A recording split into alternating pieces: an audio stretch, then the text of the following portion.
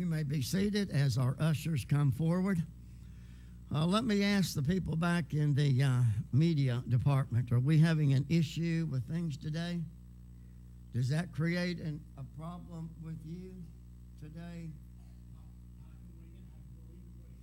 Okay, I apologize for that. We've had some issues there, but we're going to get this resolved. I think most of you know that I like quality work, and we have something. We're not going to put this on TV, okay? We can't do it right. We're not going to put it on TV, okay? But we're going to get the kinks worked out, okay? Just bear with us. And now, as we approach the throne of God's marvelous grace, asking His blessings upon this time as we continue to worship through the giving of our tithes and offerings. I'm going to ask Delbert Keith, if you will, please, to lead us in this offertory blessing.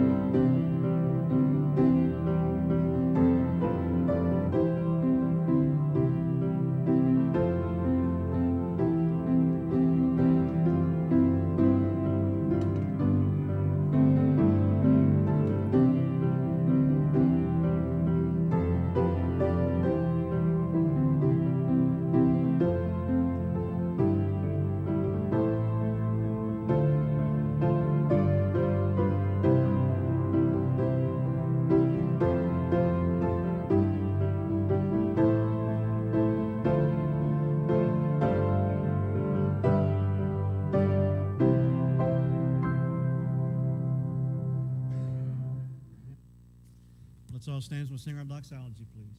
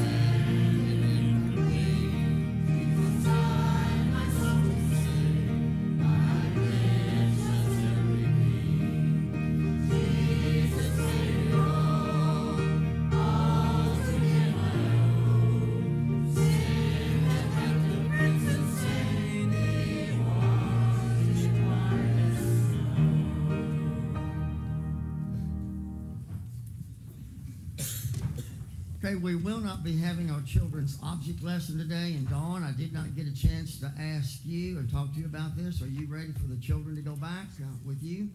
Okay, so children, come on down and follow Dawn. From dawn till setting sun. Okay? Don't start singing Delta Dawn. See that? Hey, that's a good idea. Delta Dawn, what's that flower you got on?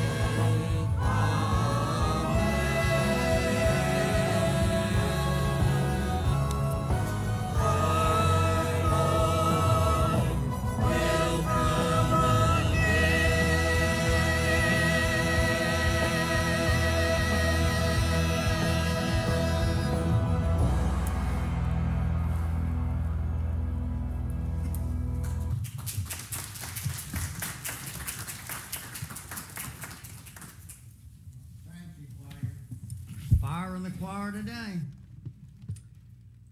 Well, we're not going to let a few little technical problems keep us from praising God today. I'm excited that we have our guest speaker with us today. I actually have had the opportunity of being with and meeting Danny and his lovely wife, Susie, in the past at some other Gideon gatherings. I find it very fortunate that a church our size has three. You know that Dudley Gullion has been a Gideon now for I don't know how many years, and Dwayne Klein, and they are gone today out representing Gideon's International. I'm not sure where, but I think they're in the county somewhere. And then David Lilly is also one of our own, and he is probably our newest Gideon. So I'm grateful that we have three right here in our church that represents the cause of Gideon's International. Last night, we were at a Gideon's banquet. Actually, it was a Gideon-sponsored banquet. It was a pastor appreciation banquet. And we go every year to those. Karen and I, in the last several years, Darren and Anna have been with us, and I just really enjoy listening to those wonderful testimonies. Now, I shared with the 9 o'clock service this morning, I can remember a former church that I served in. If they announced there was going to be a Gideon speaker, people just left. I think that's wrong. I think it's bad. It says something about where our mindset is. When you hear these testimonies of how people have come to a saving knowledge of Jesus Christ because of a Gideon-placed Bible, it makes me want to be more a part of that organization. Knowing that when I put any money and designate it to them, that's going to go 100% for Gideon Bibles. They take care of their own cost. You know, and their cost is not subsidized. All those Gideons pay for their own expenses. 100% of what is given today, anytime, anywhere, goes for the sole purpose of publishing, purchasing, and distributing those Bibles. You don't find too many organizations like that. I don't know what's going to be going on overhead. We might be able to get something there, but you're going to be blessed by what Danny has to say. Let me go on and say this real quickly. Danny and his wife reside in Bourbon County, in Paris. And for the past 30 years, Danny has worked with Toyota. He serves as a maintenance team leader at Toyota, but next month he hopes to retire. He has been in Gideon for the past 7 years, and he serves as the East Region Director. What does that mean? That means that he serves half of the state of Kentucky. He oversees 60 counties in the state of Kentucky. We will be having a love offering after the close of the service. And ushers, I ask that you take your positions at the front and the back for anybody that may feel led to give. I think when you hear what you're going to hear, you're going to be challenged. Let's be in prayer. Let's make welcome Danny Jackson. Thank you, Brother Milkweed. You know, the devil tries to hold us back sometimes by causing the issues with electronics, and he's did it to me. So we're going to do it the old-fashioned way. I had some videos I showed this morning, and some ladies said, you've got to show those at second service. But we're going to do it a different way. Almost here, Brother Milkweed. It fell from the sky. There was a young Nemet fisherman in the country of Siberia. The young man was having issues with his life as he walked along to go fishing because Nemet was fishing.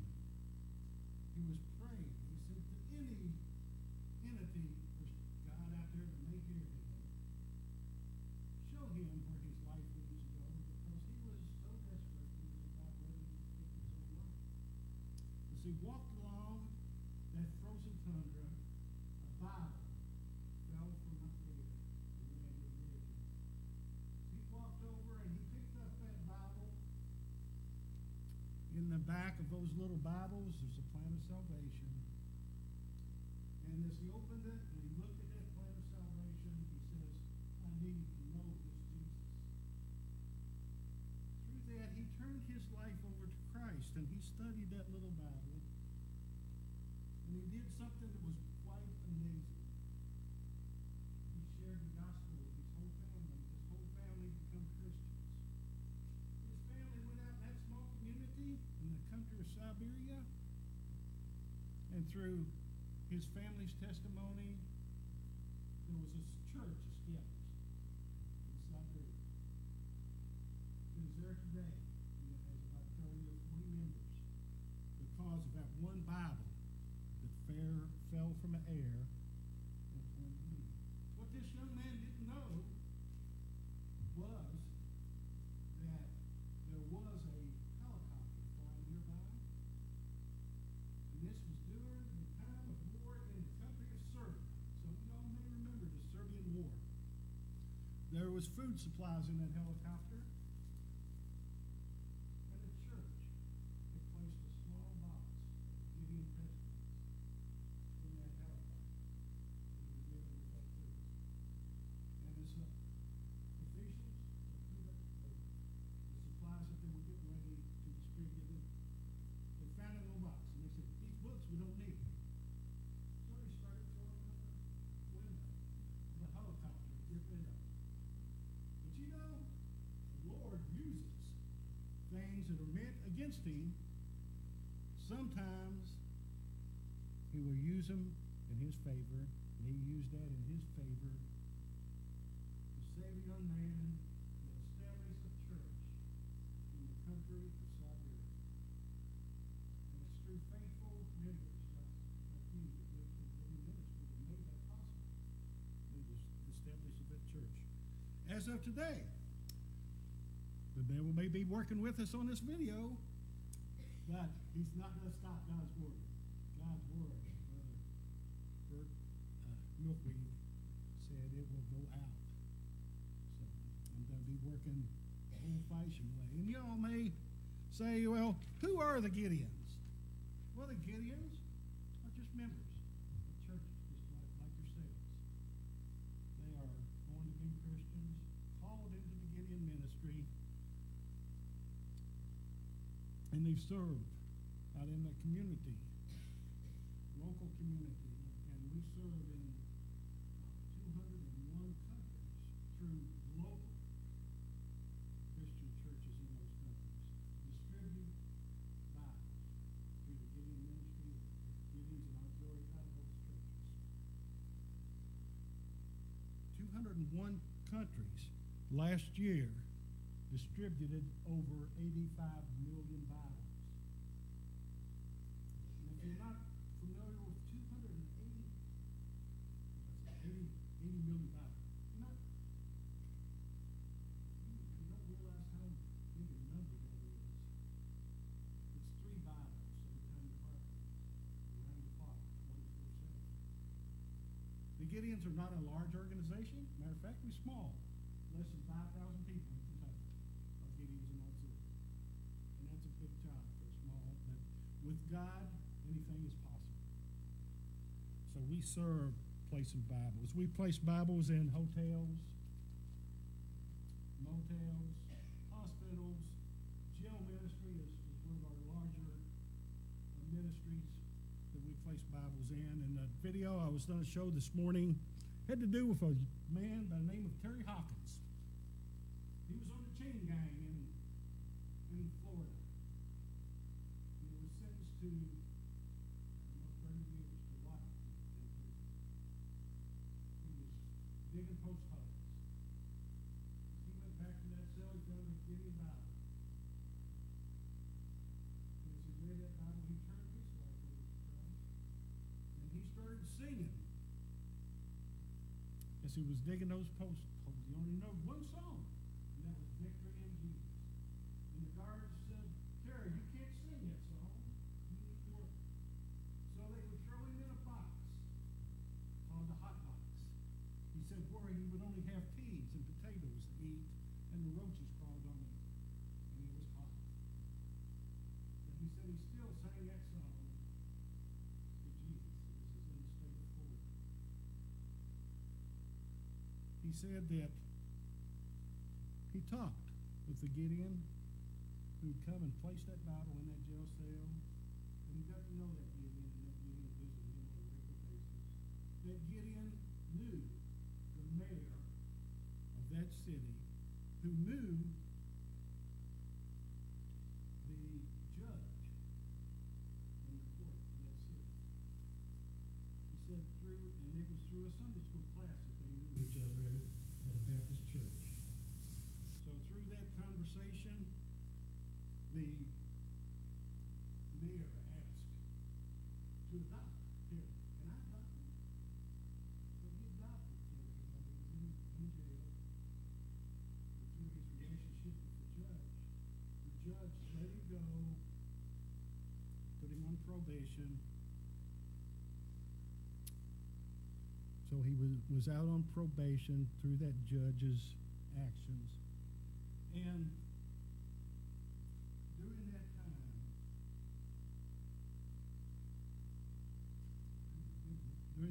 that time, while he was on probation, he turned his life over and he became a Baptist preacher. And through that ministry as a Baptist preacher, today Terry Hawkins is baptized over 6,000 people because Gideon placed a Bible in that jail. But we place Bibles all throughout the world. Like I say, at 80 million this year, 2 billion Bibles since the year the Gideon started in the year 1898. Two young men, maybe such as this young man that's running the video right here, met in a hotel, and they said they didn't know each other because in that time they could put two people in the same room because they didn't know each other. So they found out that they was Christians, and they were doing a Bible study, and they said, what can we do as a ministry? So they decided that every hotel there was a Bible involved back in 1898. Oldest men's ministry in the United States is Gideon's. There are some older ministries, but they were all founded in England. So the Gideon's has been in business well over 100 years. So, and what we do is we place Bibles. In the year around the turn of the century, 1920, so in Louisville, Kentucky, there was a church convention going on. One of the pastors said, "Have I heard it?" And he said, "I've heard about a couple men leaving Bibles at churches. Can we help them out?" So that's when the Gideons and the church became partners in passing out Bibles. So what we do, y'all, furnish the funds. We as Gideons pass them out absolutely free. The Gideons themselves contribute probably 40% of our ministry comes from the Gideons, donations from us. So we support our own ministry. We couldn't go out and ask people to give money if we didn't support our own ministry. But we support our own ministry. So in all this, our brother McQueen said, 100% what's given in churches go to distribute the ministry. We believe in Isaiah 55:11. It says that as the word goes out, it will not return void. And I've seen that over and over in my own life as we've handed Bibles to people that the word doesn't come back. They've had sometimes 5 or 10 years or something to get that Bible to find salvation in the Lord through that Bible. We meet a lot of people at Walmart. Susie, keep my time. We meet a lot of people at Walmart. A couple years ago, I was going in, and there was this young lady talking to a guy behind a table, taking up money at the front of Walmart. And I heard her saying, "Isn't it a shame we can't get Bibles in schools like we used to do?" So I turned to her and I said, "Ma'am, I work with the Gideons here in Bourbon County, and last week we went into the elementary schools and we distributed 330 Bibles." So that's not everything. That we are restricted. We can work through the youth group and work through the life program, which is completely free to the youth ministry. All they have to do is get online, lifebook.com, say, "I need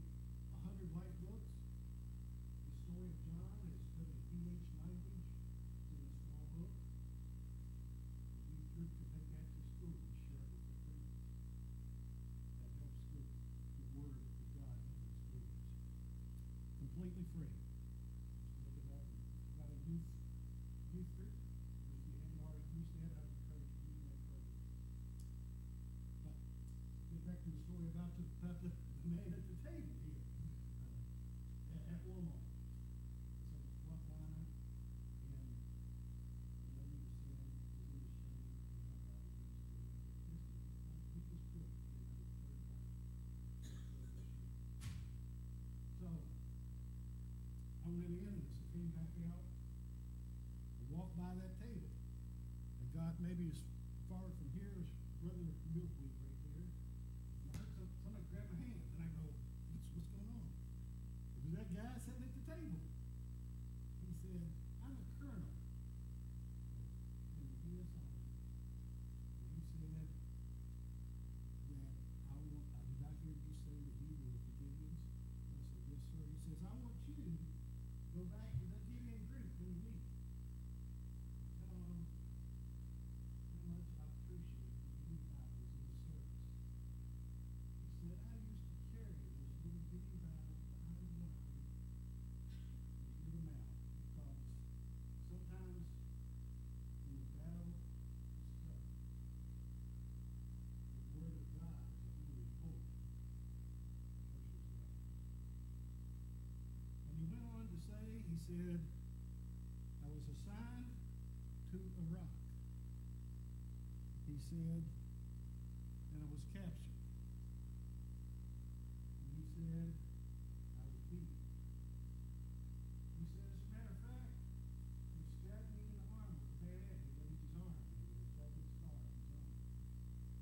He said, I sat in that prison in Iraq, abused.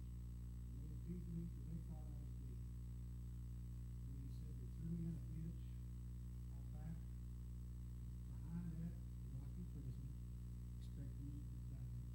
He said, but I came to, and I made my way back to American camp. He said, in those little Bibles, in those prisons, give hope where there is no hope. We were at a Baptist church, Millersburg, Kentucky. Susie and I had dropped in for a visit just to speak. There was a military institute right there in Millersburg, Kentucky. They had children that stayed there. They was from all over the world. And I asked the pastor, I said, we were just visiting. I wasn't there on an official Gideon visit. I said, do you mind if I stand up and give a testimony? So I gave the testimony about that colonel at Walmart that attacked me.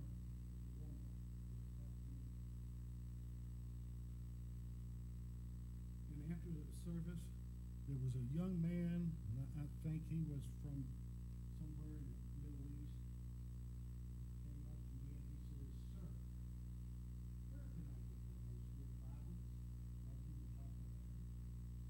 And I said, you are not going to believe this, but the Lord told me to put a case of those in the back of my car this morning before I went out. I had about 50. So I said, you meet me in the car. So he came out, met me at the car, with the trunk, gave him the Bible. I looked up, all of the children from the military school that was in that church this morning were standing there. We were able to give each one of them a Bible. Those Bibles didn't stay in the community in Bergen County. When they went back, they went all over the world where those children came from. But you know, the Lord does that. The Lord doesn't do it just for the Gideon. I tell you, church members, if you step out on your faith, you witness to someone who's having trouble in the Walmart, in a gas station, if you could show a flyer or a pamphlet and say, the Lord Jesus is the solution to your problem, the Lord will take that as a blessing. I've seen, done over and over. I could give you testimony after testimony of people we've spoken to, and every once in a while I'll tell Susie about a homeless person, and she said, well, what have you done this time? I said, well, she's sitting out in the driveway. So So that happens at our house sometimes. I bring people home because I know they need me before. But let me just, in a closing statement, and I'll make sure that Brother Milkweed gets these videos. So if y'all want to watch them later, they're very inspirational. And we've got like 200 or 300 of them. So, but the first thing we need is prayer, because prayer changes things. Prayer changes things. Prayer changes people. Prayer changes families. So many families today are having problems. Overpaid in my own family, alcohol problems, drug problems, bestiality. You know, our world is filled with problems. Will there be else? You know, we meet people so many times that we strike up a conversation and they go to grocery store somewhere that needs Jesus Christ because of the problems that we see in their life. And you know, my wife was taught me one thing. She says, when someone says, will you pray for me?